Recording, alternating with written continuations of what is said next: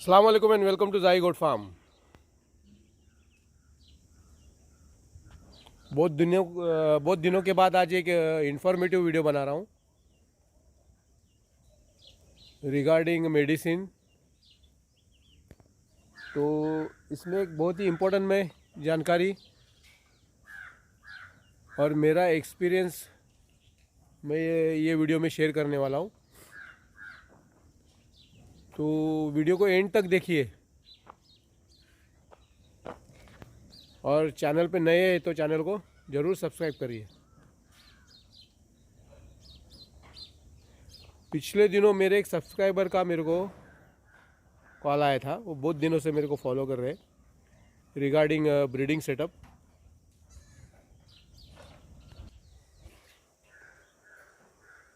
तो उनको एक प्रॉब्लम आया था बकरी के रिलेटेड, और वो भी नया ही काम कर रहे थे।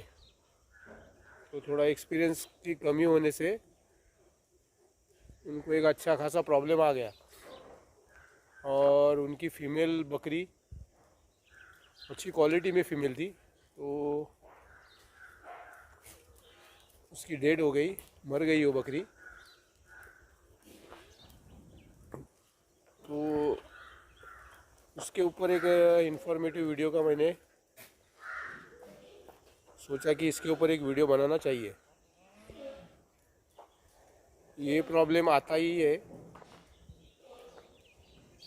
तो उसको क्या ट्रीटमेंट करना चाहिए, कैसा करना चाहिए, ये सब मैं आगे वीडियो में बताता हूँ। जो भी मैं इंफॉर्मेशन रिगार्डिंग मेडिसिन देता हूँ तो वो मैं मेरे फार्म पे प्रैक्टिस करता हूँ पहला, और डॉक्टर को भी कंसल्ट करता हूँ। तो आप भी पहला, अगर आपके पास डॉक्टर है तो डॉक्टर से ज़रूर कंसल्ट करना चाहिए, क्योंकि ये बहुत ही डेलिकेट सिचुएशन रहती है। इसमें आपको एक्सपेरिमेंट करके नहीं चलेगा। तो खुद से ट्रीटमेंट करने के बजाय आप डॉक्टर को ज़रूर कंसल्ट करो मेडिसिन के रिलेटेड। क्योंकि कभी कभी क्या होता है, कोई मेडिसिन जानवर के जान पे भी बन जाती है गलत दवा देने के वजह से। और जैसा मैंने कहा, ये बहुत डेलिकेट सिचुएशन होती है, बहुत नाजुक कंडीशन में बकरी आ जाती है। और कभी ऐसा प्रॉब्लम आ जाता है या सिचुएशन आ जाती है कि डॉक्टर की अवेलेबल नहीं रहता है या बिज़ी रहता है डॉक्टर, तो उस टाइम पे आपको टाइम वेस्ट करके भी नहीं चलेगा। तो अगर कंसल्ट होता है डॉक्टर से तो डॉक्टर को कंसल्ट करके फटाफट वो बकरी का ट्रीटमेंट करना चाहिए। तो ये क्या प्रॉब्लम आता है फीमेल को, इसके ऊपर मैं आगे फोकस करता हूँ। कि बकरी गाभिन होती है और चौथा महीना या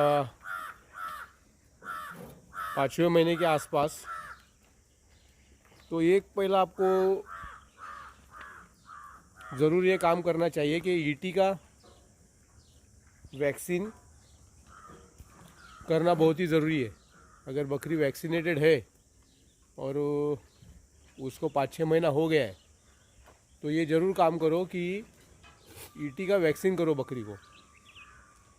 तो आफ्टर डिलीवरी जो प्रॉब्लम रिगार्डिंग ईटी आने वाला है तो वो नहीं आता है, और उससे बहुत सारा अपने को बेनिफिट हो जाता है। तो ये ध्यान में रखो कि चौथे महीने में आप बकरी का ईटी वैक्सीन कर लो।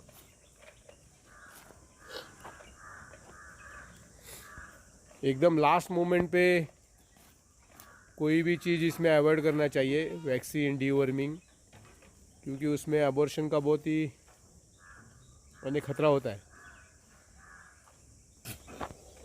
तो मेरे सब्सक्राइबर को ये प्रॉब्लम आया था कि बकरी के पेट में बच्चा मर गया था। तो बच्चे की मूवमेंट वो नहीं समझ पा रहे थे और बच्चा डेड हो चुका था पेट में। तो उसको 1-2 दिन उनके ध्यान में नहीं आया और बकरी जब रेट डिस्चार्ज करने लगी तब उनको ये चीज़ समझ में आई कि कुछ प्रॉब्लम है। उनसे भी बात हुई तो बोले ये तो कुछ प्रॉब्लम है बकरी में। तो बकरी की डिलीवरी हुई, रात में बकरी की डिलीवरी हो गई थी और प्लेसेंटा वगैरह आने में उसको प्रॉब्लम हो गया था। तो इसकी वजह से बकरी में बहुत सारे कॉम्प्लिकेशन हो गए और बकरी की डेड हो गई। तो सबसे पहला इसमें क्या करना चाहिए आपको रिगार्डिंग मेडिसिन। ऐसा सिचुएशन आता है, अबॉर्शन होता है या बच्चा अंदर मर जाता है और उसके बाद डिलीवरी होती है, तो सबसे पहला अगर आपने बकरी का ईटी वैक्सीन नहीं किया होगा तो बकरी को टेटनस का इंजेक्शन ज़रूर लगाइए। टेटनस का इंजेक्शन उसको ज़रूर लगाए और कोई भी एंटीबायोटिक, पेनिसिलिन जैसा डी क्रिस्टिसिन है, यानी नॉर्मली अपन उसको डीसी बोलते, या एम्पीसिलिन, उसमें मॉक्सेल है, ये एंटीबायोटिक देना बहुत ज़रूरी है ताकि जो भी सेकेंडरी इन्फेक्शन उसमें होने वाला या हो चुका है वो उस पर हेल्प करेगा। फिर दर्द, सूजन या बुखार के लिए भी आपको मेग्लूडाइन या कीटोप्रोफेन ये मारना बहुत ही ज़रूरी है। फिर बी कॉम्प्लेक्स में आपको हाईविट इंजेक्शन या जो भी आपके पास अच्छा बी कॉम्प्लेक्स है वो दो। और बकरी को यूटेरस साफ़ करने के लिए कोई भी मेडिसिन जो अवेलेबल है आपके पास, जैसा एग्जाप आ रहा है या इसमें बहुत सारी कंपनी का अलग अलग मेडिसिन आता है, वो देना एक ज़रूरी है ताकि उसका यूटेरस साफ़ हो जाए और अंदर जो गंदगी है वो पूरी अच्छे तरह से साफ़ हो जाए बकरी की। तो फिर उसको इशू नहीं आएगा। इनकेस प्रॉब्लम आता है बकरी को तो आपको वेट को कंसल्ट करना चाहिए। और एंटी हिस्टामिन यानी क्लोरोफेमिन मेलेट इंजेक्शन आता है वो भी मारना एक ज़रूरी है।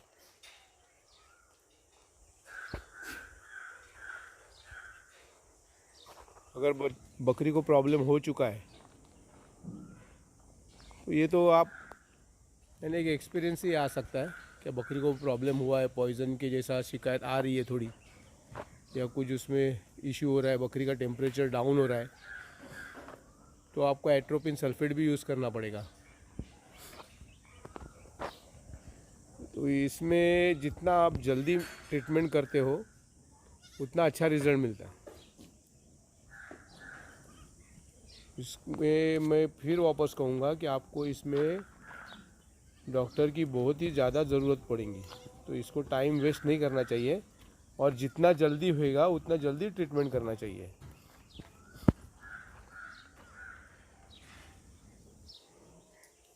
इसमें डायग्नोसिस बहुत इम्पोर्टेंट है कि बच्चा बकरी के पेट में मूवमेंट कर रहा है क्या नहीं कर रहा है। तो एक एक्सपीरियंस से ही आता है, मेरे बोलने से नहीं होएगा, एक एक्सपीरियंस से ही ये चीज़ें आ जाती है।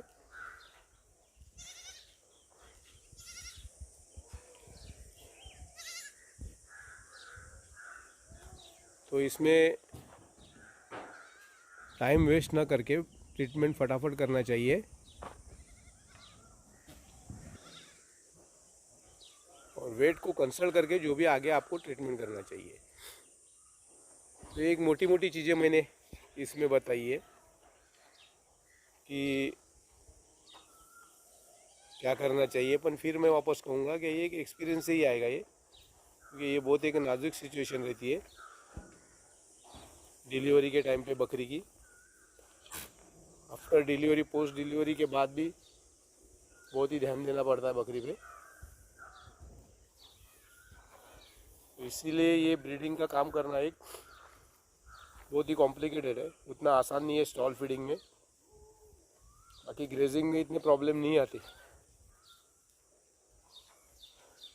ये बकरी घूमती फिरती रहती है तो इतना प्रॉब्लम नहीं आती। जैसा आप मेरा एरिया देख सकते हो, मैंने काफ़ी सारा जगह बकरियों को प्ले एरिया टाइप दिए ताकि ये घूमती फिरती रहे और इनका अंदर बच्चे का मूवमेंट भी बेली में अच्छे से हो जाए।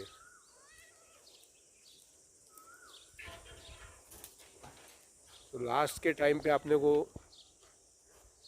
ये बहुत ही ध्यान देना पड़ेगा बकरी पे, क्या उसका मूवमेंट हो रहा है क्या नहीं हो रहा है, डिस्चार्ज आ रहा है तो कैसा आ रहा है, रेड आ रहा है, वाइट आ रहा है तो प्रॉब्लम नहीं है, रेड आ रहा है तो आपको कंसल्ट करना चाहिए वेट को। तो वीडियो लंबा हो रहा है, ये इसमें डिस्कशन करने जाएंगे तो बहुत बड़ा वीडियो हो जाएगा ये। तो जैसा मैंने आगे वीडियो में बताया वो इस तरह से आपको ट्रीटमेंट करना चाहिए। अगर कुछ मेडिसिन मैं भूल भी रहा हूँ तो भी आप एक बार वापस मैं कहूँगा कि वेट को कंसल्ट करो। तो ये वीडियो यहीं ख़त्म करता हूँ। अस्सलाम वालेकुम, दुआ में याद रखना।